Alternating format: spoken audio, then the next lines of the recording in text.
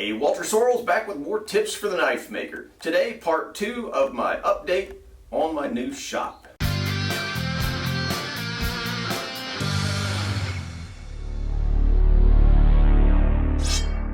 Okay, the next big challenge, organization. You know, back at my old place, every socket wrench, every grinding belt, every screwdriver had its own place. Now, I did a video before I moved that might have given you the impression that I kind of just had everything piled up on the floor over there, but honestly, that was a bit of an exaggeration. Cramped, whatever, but it was there. Now, I have my entire shop's contents stuffed into a bunch of bins. I did bring some tool chests with me, but I need more. And obviously all the old built-in shelves and benches and hooks and nails and boxes, all these things that, you sort of adopt and that are permanent fixtures in your shop, well, they stayed in the old place. So that meant that I had to come up with all kinds of solutions in the new place. First, I bought 5 or 6 big shelves from U-Line. Little tip here, don't get the 7-foot tall shelves, which is what I did with the first batch that I bought. 6 feet's plenty. I anticipate that anything on top of the 7-foot shelf is just going to be forgotten eventually. It's kind of high up there, it's out of your eye line, and it's a little inconvenient to reach, so 6 feet, much better. I was also gifted a whole bunch of work desks. Thanks, Joe. Now, they're great for some things, but they won't do as full-on workbenches. So I'll still need to make one of those that's really tailored for the work that I do every day. That's actually going to be a huge project.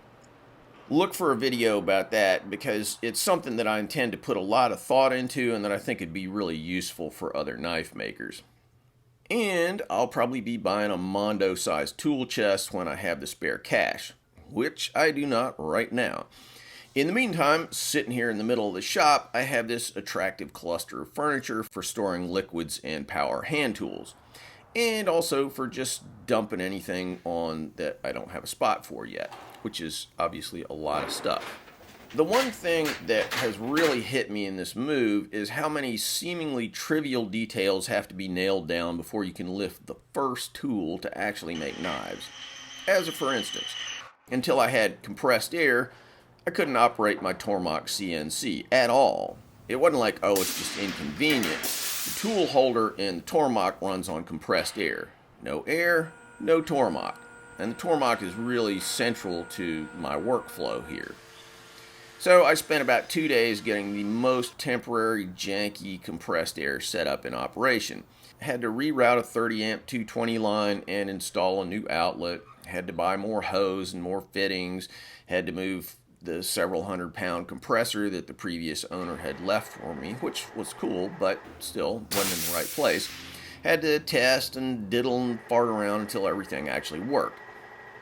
Now, eventually, I'll need to put in hard lines and valves and air filters and dehumidifiers and all that stuff, so the shop has a big boy compressed air system. But for now, I've just got a bunch of big old long hoses spidering out from this precarious looking Christmas tree that was installed on here by the previous owner of the compressor.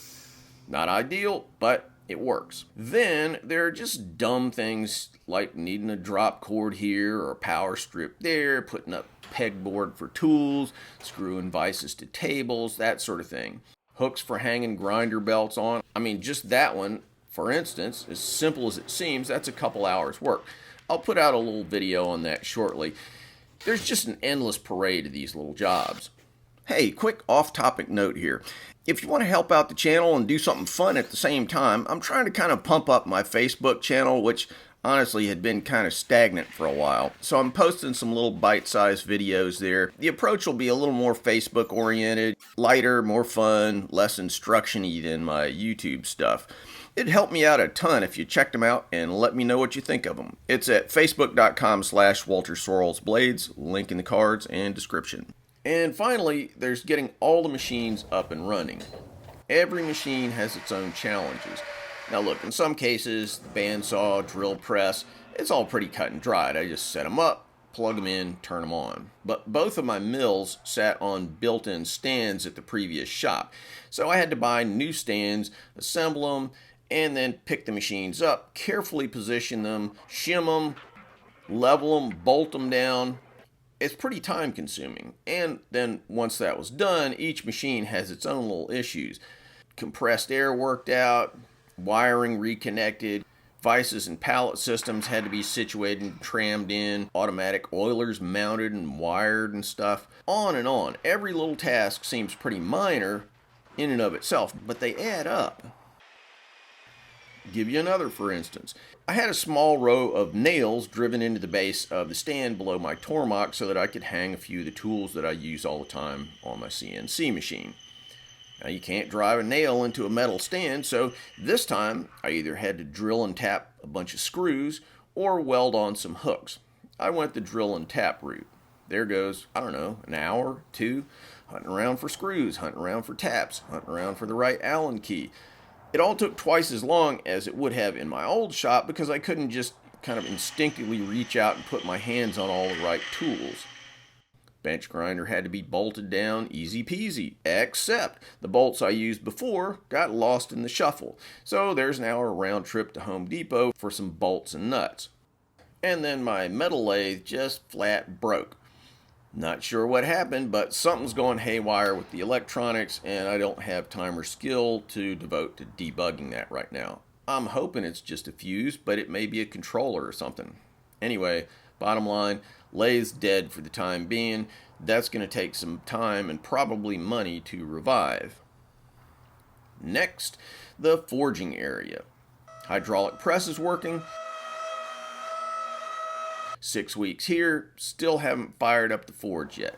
Have to reinstall the burners, but that won't take too long, and then I can start forging again. I've been able to get my steel stock out of the ridiculous pile that I used in the old shop, but still not fully organized.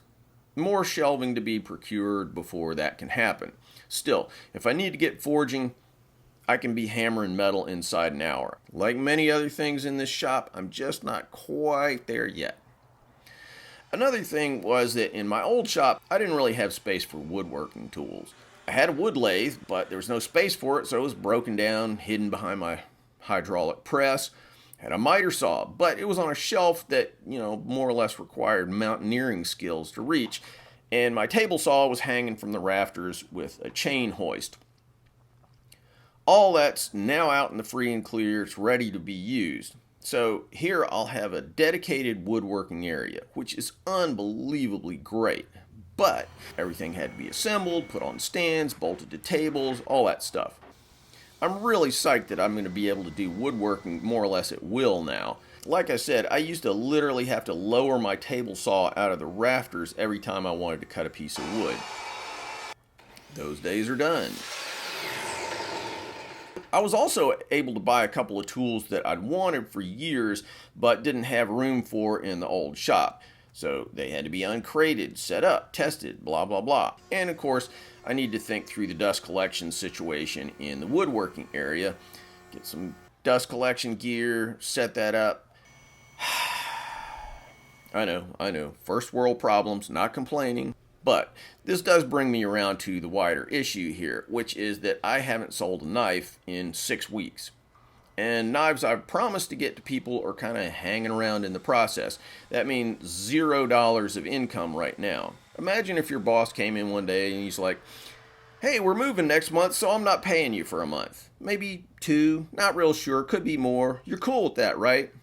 Yeah, not really. But that's the situation I'm in. Oh, one other thing, buying new gear and moving all this stuff in has created a giant pile of trash about the size of my old shop. So, had to bring in some guys to get rid of that. But good news, once that's gone, swept the floor, everything's nice and clean. Until I got the new gear that I talked about earlier and created yet another pile of trash that will require yet another visit from the haul-away guys. So I still have lots and lots of things to do. More lights to hang in the main room, more electrical work, a window to replace, upgrading the security setup, improving exterior lights, figuring out the Wi-Fi situation, getting a computer up to speed out here, and as I mentioned before, one of the single most important things, making a workbench that's well suited to knife making.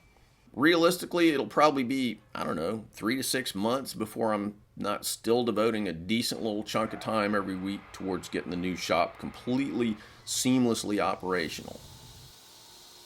I get a lot of requests for a shop tour. Never did one in the old place, but I promise once everything's squared away, I'll give you a soup to nuts tour of the new place. Also, to my customers who are waiting on me to get knives done, I can tell you that I've actually started making knives again. So schedules have slipped, but we will have knives going out the door again shortly. Eventually, this will all result in the capability for me to, keep stepping up quality and variety of knives that I can offer, all that stuff. But in the meantime, still kind of struggling. So thank you guys so much for your patience. I promise knives are in the works. By the way, I hope I don't give you the impression that I'm not grateful for the opportunity to have this shop. I've been working towards having a place like this literally for a decade, and I'm incredibly thankful and happy to have it. I get up most days feeling like the luckiest man in the world, but guys, be careful what you wish for. You might get it. Thanks for watching, guys. If you like what we're doing here, please subscribe and make sure that you click on that bell so you get notified of all the latest videos. Want to buy a knife from me? Check out my modern blades at tacticsarmory.com. Digging the channel? You can support our video making efforts on Patreon. I've been banging away on these videos for like 10 years, so I hope you'll show some love for all that hard work. Link in the cards and descriptions. Finally, if you're interested in making Japanese swords, check out my full line of Japanese sword videos where I show how to forge Japanese swords as well as how to polish them and how to make fittings, handles, and scabbards. WalterSorrellsBlades.com.